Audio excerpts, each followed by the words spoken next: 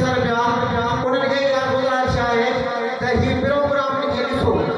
हीउ प्रोग्राम कीअं असां अरेंज था कयूं कीअं असीं कयूं था ऐं कीअं पंहिंजे में तारीख़ में जेके शाइर आहिनि जेके शख़्सियतूं आहिनि उन्हनि खे असीं कीअं यादि कयूं था अॼु सुभाणे असीं हूंदासीं पोइ न हूंदा त इहे ज़िमेवारी तव्हां नौजवाननि ते आहे त हीउ प्रोग्राम करे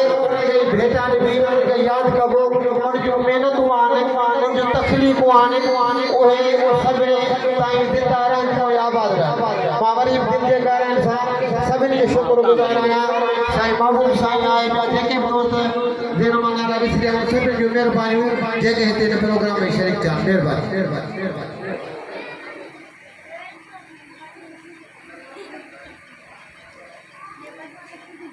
दिल पत्थर के अगर जे पगारे सगी वायदो कर भली पर जे पारे सगी को डी पियो डटा तू रुगो फैल खे साफ चई दे नथो कर गुज़ारे सगी मां हाणे असांजो सुगुड़ गुलाम यासीन जोखियो पतला खेसी गुज़ारिश आहे त पाण पंहिंजो भेद पेश करे उन खां पोइ असां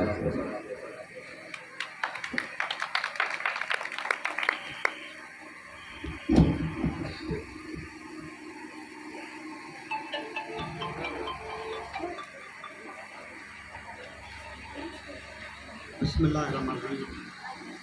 असांजे पंडाल में आयल नौजवान सभिनी खे ख़ासि करे साईं उस्ताद दोस्त उस्ताद शबीर शाह साहब ऐं जेके बि हिन प्रोग्राम में आहिनि साईं वली मोहम्मद मुस्तफ़ा महबूब जेको ॿिया साईं दोस्त सभिनी खे अस्सलाम वालेकुम था चऊं ऐं उस्ताद फैज़ हर कंहिंजे दिलि में अञा ताईं ज़िंदा आहे उनजी वर्सूं छॾ पियूं ऐं उहो शाइर अहिड़ो थी गुज़रियो आहे विछड़ियो आहियूं मगर विसरियो न आहियूं यारनि जे दिलि में यादगार आहियूं तूफ़ान आयो दरख़्त वियो मगर महकजी हुबकार आहियूं विछड़ियो आहियूं विसरियो न आहियूं यारनि जे दिलि में अञा यादगार आहियूं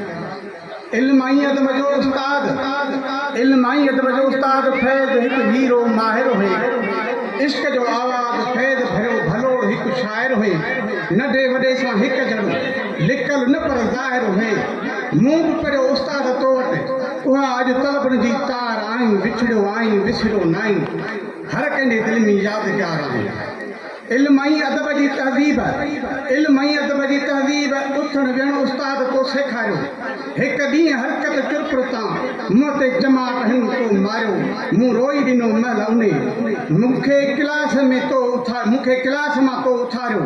वरी परचाई प्यार मझां उहा साॻी सिक सार आहीं विछड़ियो आहीं मगर विसरियो न आहीं यारनि जे दिलि में यादगार आहीं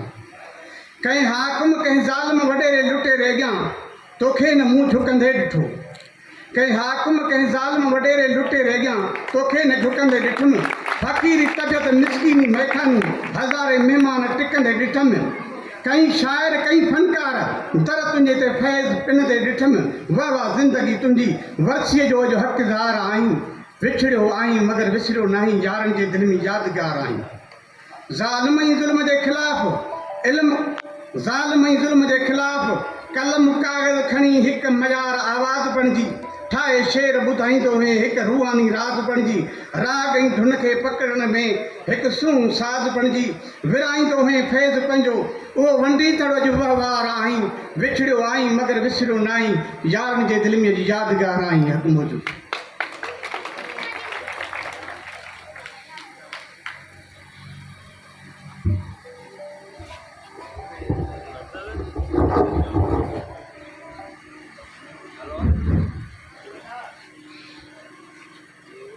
खिज़ाउन में रहंदे बहारनि जी ॻोल्हा कंदी थी वते दिलि करारनि जी ॻोल्हा मतां फैज़ कंहिंखां मिली वञे सो लॻी थी रहे फैज़ पारनि जी ॻोल्हा हाणे असां इंतिहाई लाइक़ु डॉक्टर मुजीब रहमान जो कि अॼु असांजे हिन महफ़िल में पहुतल आहे खेसि चवंदासीं त ॿ लफ़्ज़ ॻाल्हाए डॉक्टर मुजीब रहमान गुज़ारिश आहे पाण स्टेज ते अचे ऐं ॻाल्हाए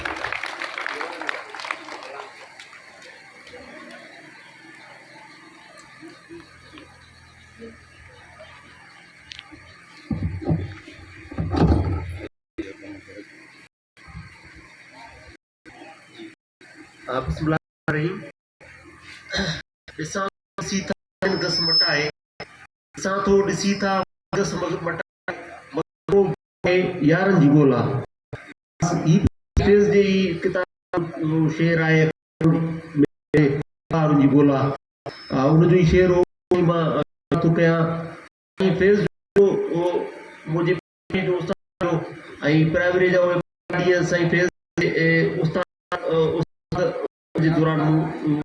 गुज़ारिया ऐं फेज़ उन वक़्तु मूंखे यादगिरियूं आहिनि साईं फेज़ तालीम जे हवाले सां असांजे ॻोठ जे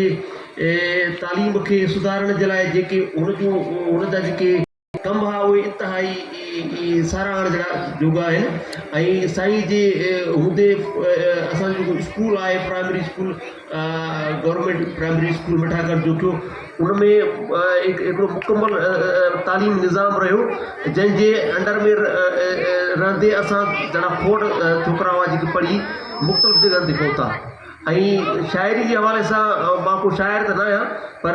जेतिरी ॼाण आहे उन हिसाब सां मां सम्झां थो साईं फैज़ मती ऐं हक़ ऐं सच चवंदड़ बेबाक किरदारु रहियो। ऐं उनजी बरसी त हिकिड़ी तक़रीब आहे, पर उनखे यादि रखणु घुरिजे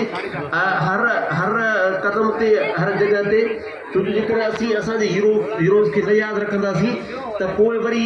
नवां हीरो पैदा थियण जो को चांस बि न हूंदो। ऐं तंहिंखां पोइ को ॿियो उन वांगुरु उन्हनि माण्हुनि वांगुरु वरी ॿीहर असांजे क़ौम जी या असांजे ॻोठ जी या असांजे माण्हुनि जी ख़िदमत करण जे लाइ तड़प कोन रखंदो। वॾी महिरबानी।